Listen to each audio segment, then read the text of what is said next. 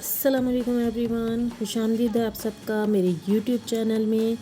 आज मैं आपके साथ शेयर करने जा रही हूँ बहुत ही बेहतरीन और मज़ेदार सी खीर की रेसिपी, जो कि बहुत इजीली और बहुत टेस्टी बनकर तैयार होती है। तो चलिए इस मज़ेदार सी खीर को बनाना स्टार्ट करते हैं। खीर बनाने के लिए मैंने यहाँ पर लिया है सबसे पहले दूध, फुल क्रीम दूध लिया है। ये तकरीबन 1.5 किलो दूध है, जो कि मैंने बॉईल करने के लिए लो फ्लेम पर रख दिया है। दूध को बॉयल आने तक पकाएंगे और साथ ही यहाँ पर आधे घंटे के लिए मैंने ये चावल भिगो दिए थे, जो कि खीर का टोटा चावल है और ये तकरीबन आधा कप के करीब लिया है।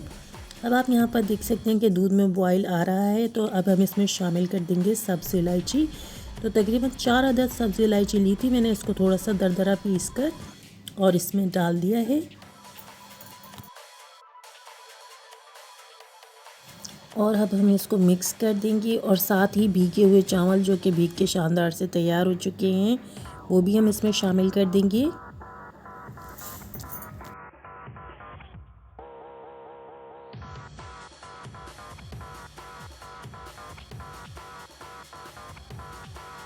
चावल डालने के बाद हम फ्लेम को बिल्कुल लो कर देंगे और लो फ्लेम पर ही हम इसको पकाएंगे उस वक्त तक जब तक कि हमारा चावल का दाना बहुत अच्छी तरीके से गल कर बिल्कुल फट नहीं जाता या दूध में नहीं मिल जाता। उस वक्त तक हमने इसको लो फ्लेम पर पकाना है।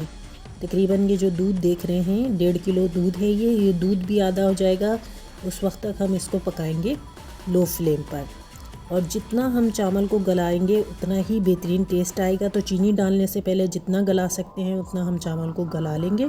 और ये आप देख सकते हैं ये लो फ्लेम पर बिल्कुल पक रही है, और इसी तरह मैं इसको लो फ्लेम पर पकाऊंगी।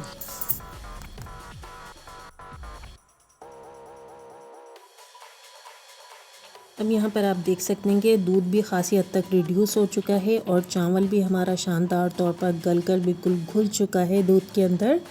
तो इसी तरीके के चावल हमने बिल्कुल गला लेने थे चीनी डालने से पहले। और अब इसके अंदर शामिल कर रही हूँ मैं 1 कप चीनी।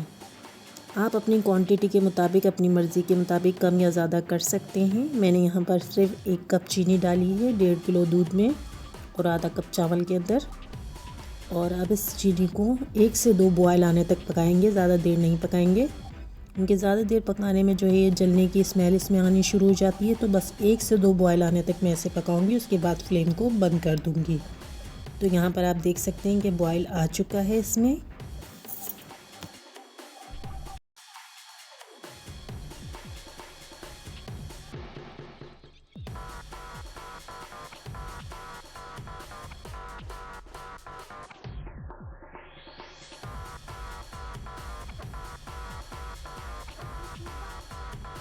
और अब मैं यहाँ पर बिल्कुल फ्लेम को बंद कर दूंगी और इसको इसी तरीके से रूम टेम्परेचर पर ठंडा होने के लिए रख दूंगी।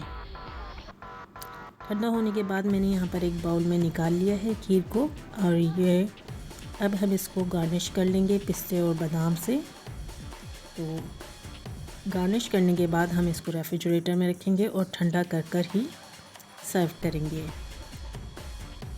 डिलीशियस खीर की ये रेसिपी अगर आपको अच्छी लगी तो इसे लाइक एंड शेयर ज़रूर कीजिएगा। साथ ही मेरे चैनल को ज़रूर सब्सक्राइब कीजिएगा और बेल आइकन को भी प्रेस कीजिएगा, ताकि मेरी आने वाली न्यू वीडियोस को आप देख सकें। Thank you so much and अल्लाह हाफ़िज़।